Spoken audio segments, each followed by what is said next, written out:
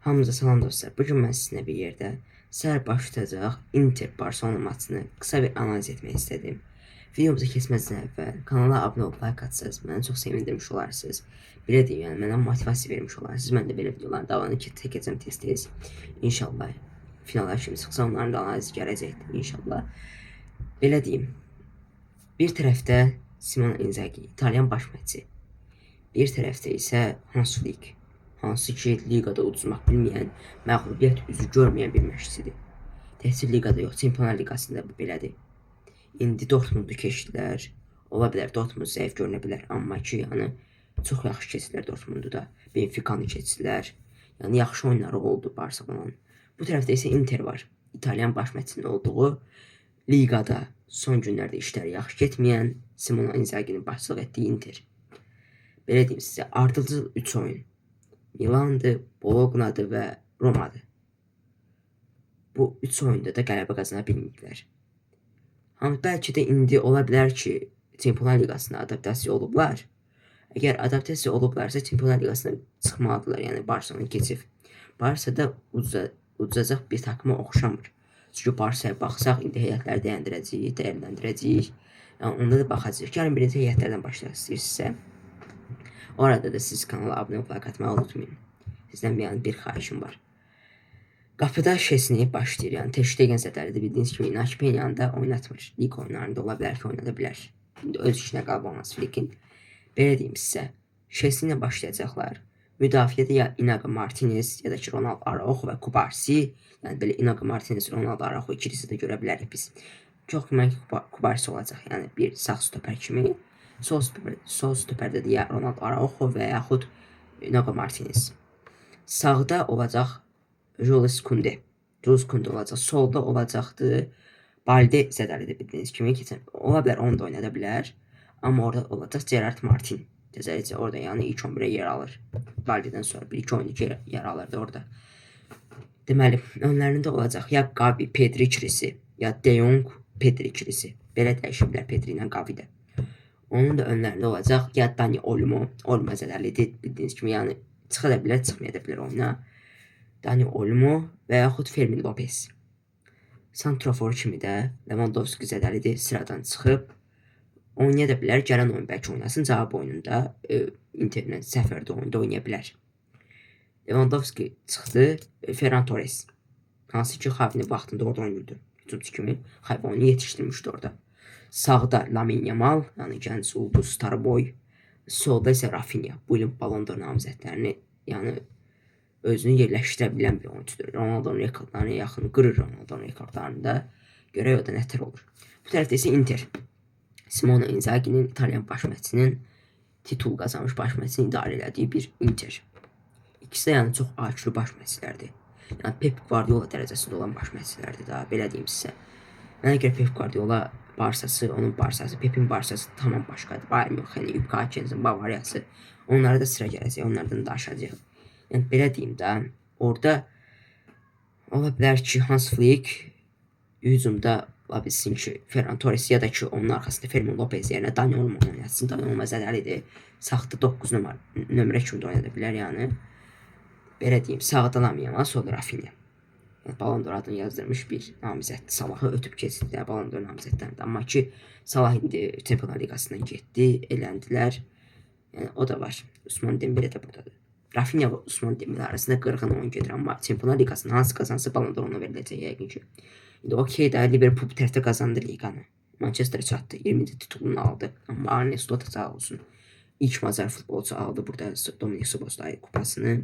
İlk Niderland Van Dijk, yəni Niderland Van Dijk kapitan aldı. Bir də ki Niderlandda baş məşqçi aldı. Yəni ilk gecə baş verdi də burada. Nəysə, mövzudan kənarlaşmayaq. Interin heyəti. Burada Barsa 4-3-3 heyəti ilə çıxır. 4-3-3 qrafiki ilə çıxır, səhv eləmirəmsə. Amma Inter 3-5-2. 3-5-2 çıxır, bilirsiniz necədir. Qapıda Yan Zommer, ayaqları yaxşı olan bir Yan Zommer görəcəyik. Yəni qapıçı, o bəyan eləməli qapıçını. Yəni stabildir da, belə deyim, stable. Sağda Dumfries zədəlidir, o dəyişə bilər. Darmian olacaq böyük ehtimalla. Sol ya kanat oynayacaqlar ya da bek.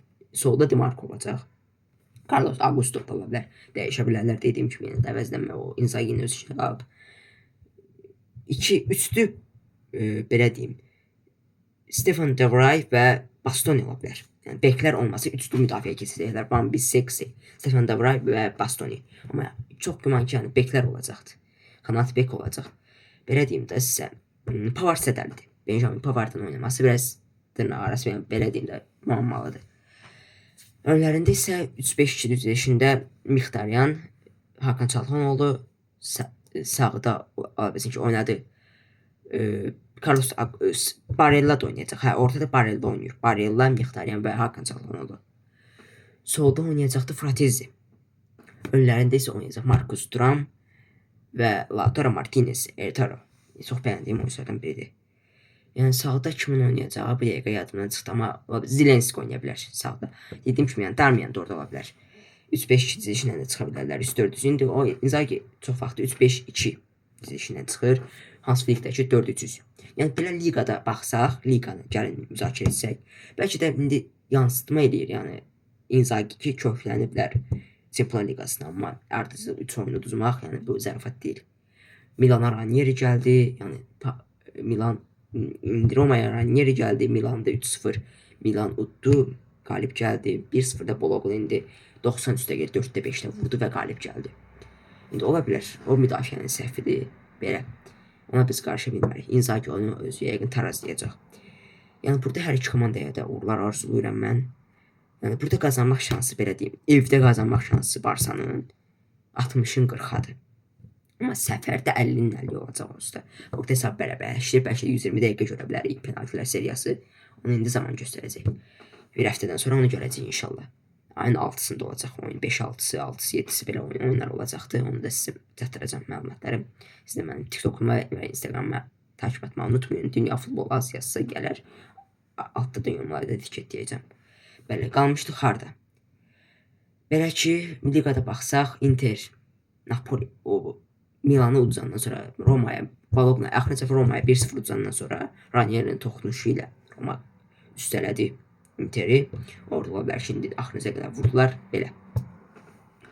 Orada isə, belə deyim, liqada udma şansları 74-71 xal Napoli ilə aralarında fərq var. Napoli 71, 74 Napoli, 71 isə Inter. 3 xal aralarında fərq var. Bir oyun yox. Napoli uduzmalıdır və yaxud bərabərə qalmalıdır. Inter isə qalib gəlməlidir gələn oyunda.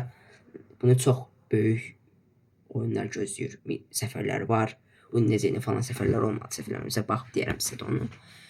Onun üçün TikTok'uma və Instagram'ı takip etməyi unutmayın. Neysə, söz uzatmadan deyim ki, bu tərəfə keçsə La Liga'da Hans Flick, Almanya baş məşqçisi Ancelotti'nin getmə səbəblərinə gəlib çatıb o qədərdir. Yəni Hans Flick ardıcıl 3 El Clasico'da, yəni belə ümumi götürsək 12-4 hesabı ilə udubdu. Qalib gəlibdi Hans Flick. Yəni offside tələsi Hans Flick'in çox təhlükəlidir. Offside tuzağı çox təhlükəlidir Hans Flick'in. Yəni biz bunu çox oyunda görmüşük. Dortmund, Borussia Dortmund oyunda, Benfica oyununda, eləcə də ilk El Clasico'sunda Hans Flick 10 dənə Mbappe'ni tuzağa düşürdü. Belə deyim, tələsinə düşürdü. Yəni çox təhlükəlidir Hans Flick. Yəni Bayern Münchenlə bütün kupaları qazandı. Treble elədi Bayern Münchenlə. Yəni Barcelona eləyə biləcək. Bu mümkündür.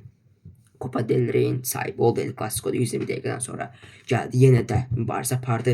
İlk hissədə yaxşı oynaya bilməsə də, yəni gəldi axırda da Kunde'nin qolu ilə apardılar oyunu da. Yəni, möhtəşəm, fantastik bir oyun. Mən axıra qədər baxdım, saat 2-3'ə qədər oyun getdi. Mən gözüm artıq penaltilər seriyası 2 dəqiqə artırılmışdı.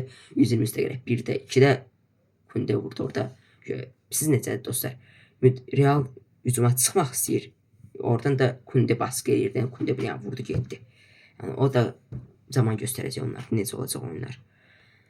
Belə indi çempion olması aralarında 6-7 xal fərq var. 6 xal fərq var Real Madrid. Ancelotti'nin getmə səbəbləri var. Xaosdur bu dəqiqə Real Madriddə. Yəni Barsanın əlinə qəşəng fürsət düşüb. Hər şey. Bu dəqiqə Barsa çox pikdir, çox belə deyim də adaptasiya olub hər şeyə. Hədəf qoyublar özlərinə. Bu dəqiqə isə Real Madriddə xaosdur. Xabi Alonso gedib gəlmə. Xabi Alonso da hara gəlsin bu ilin ortasında Bayer Leverkusen qoyub hara gəlsin. Nəysə dostlar, indi Çempionlar Liqasında isə məncə dediyim kimi evdə Camp Nou-da Barsa 2-1 ya da 3-1 qazana bilər, qalib gələ bilər. Siz də öz skorlarınızı Posta yaza bilərsiniz. Post qoymuşam, orada yaza bilərsiniz. Bu yorumun altına da yaza bilərsiniz. Düz olan yorumları sabitləyəcəm, abunə olacağam. Bir də ürək atacağam. Deməli belə. Yəni belə, yəni Kampnado belə, evdə də belə ola bilər Barsa. Barsa evdə 2-1, 3-1 utsa, ya da ki 1-1 bərabərdə qala bilərlər. İtaliyada isə daha da işləri çətin ola bilər. İtaliyada çünki Inter daha çox oynaya bilir. Görək necə olur. Bunu sizinlə birlikdə görəcəyik. Yəni belə də ən çox qol atan takımlardır bu Çempionlar Liqasında və ən az qol yeyən takımlardır. Qolə kapatır da belə deyim öz qapılarını. Görək dostlar necə olur. Siz də yorumlara öz fikirlərinizi yazmağı unutmayın. Sizin də fikirləriniz bizim üçün maraqlıdır. Kanala abunə olub, sonra da onu deyim ki, kanala abunə olub, like atmağı da unutmayın. Sağ olun dostlar. Hər iki komandaya uğurlar arzulayırıq. İnşallah oyundan sonra da bir yerdə video çəkərik. Onu da paylaşacağım inşallah. Sağ olun dostlar. Salamat qalın.